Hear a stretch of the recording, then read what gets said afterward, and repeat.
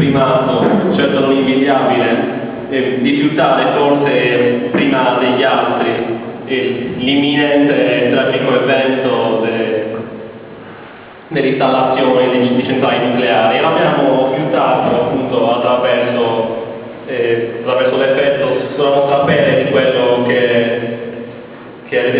una saggista accadere come la Ukraina, che avrebbe shock economico, e l'ho sentito attraverso lo sfascio della nostra scuola, della nostra università, la condizione della disoccupazione giovanile che in Sardegna è al più alto livello d'Europa, fino al 44,7%, oppure ancora la situazione del precariato, che sembra che nella zona di Cagliari addirittura sui giovani occupati, che non sono pochi, 1 su 2 di questi è un giovane precario.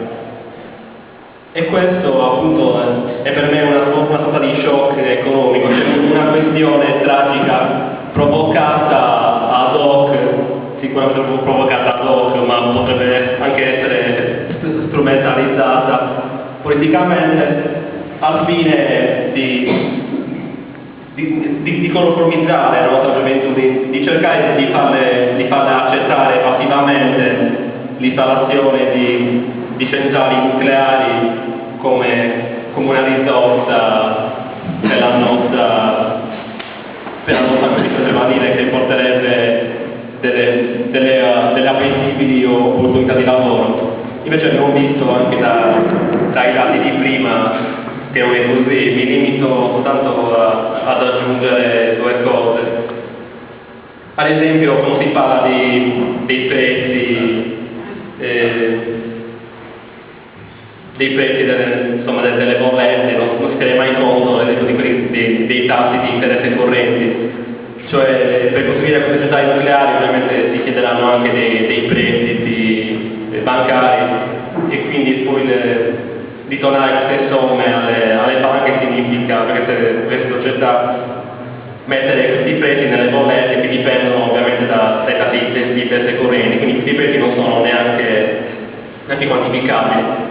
Ovviamente a causa della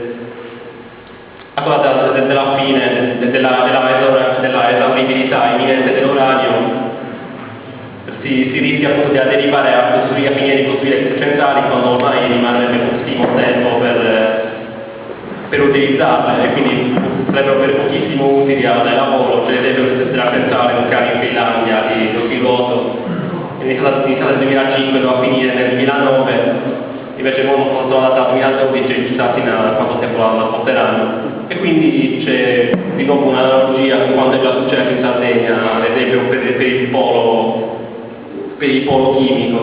Quindi anche questa questione nucleare, prima o poi i nostri lavoratori si troveranno ancora una volta sull'Astrico a chiedere l'ennesima elemosina alla Stato italiana.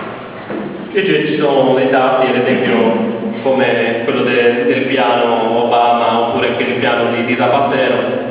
Si stima che porteranno in America oltre 30.000 posti di lavoro, e quello in Spagna oltre 50.000. Questo piano prevede un piano basato sulle energie rinnovabili. Ad esempio, pensiamo su quanto lavoro potrebbe dare la riconversione di edifici, o anche la costruzione di nuovi edifici in senso energetico.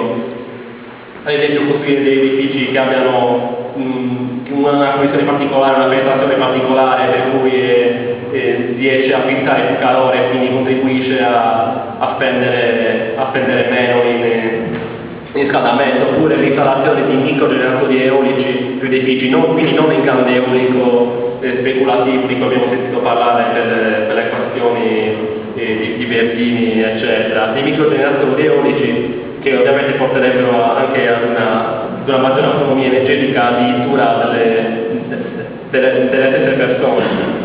Diciamo che in Gallura e nel sud della Sardegna ci sono soffiano i venti con il più alto tasso di intensità d'Europa. In Gallura siamo a più di 9,4 metri al secondo. Quindi, così, per concludere,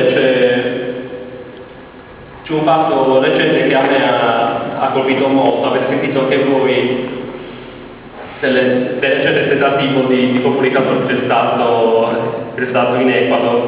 E a me ha colpito perché dimostra di quanto la fermezza di un popolo sia necessaria e utile per fermare i progetti tirannici di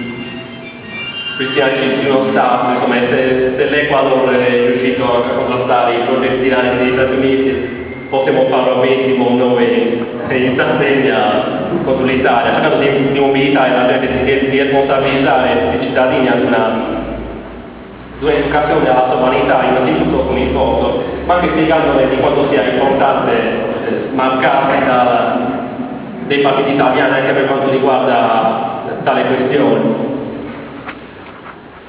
Basti pensare ad esempio che in Italia c'è uno dei debiti pubblici più alto del mondo, e anche questi partiti politici sono indebitati. Cosa voglio dire? Che quando una persona che è molto indebitata, così anche i partiti finiscono per assumere una mentalità di dipendenza nei confronti di certi soggetti forti, come possono essere appunto anche queste 4 multinazionali che hanno il monopolio del nucleare, e quindi al fine di avvantaggiare questi potenti anche a progettare delle cose assolutamente illogiche, come appunto la questione delle centrali nucleari.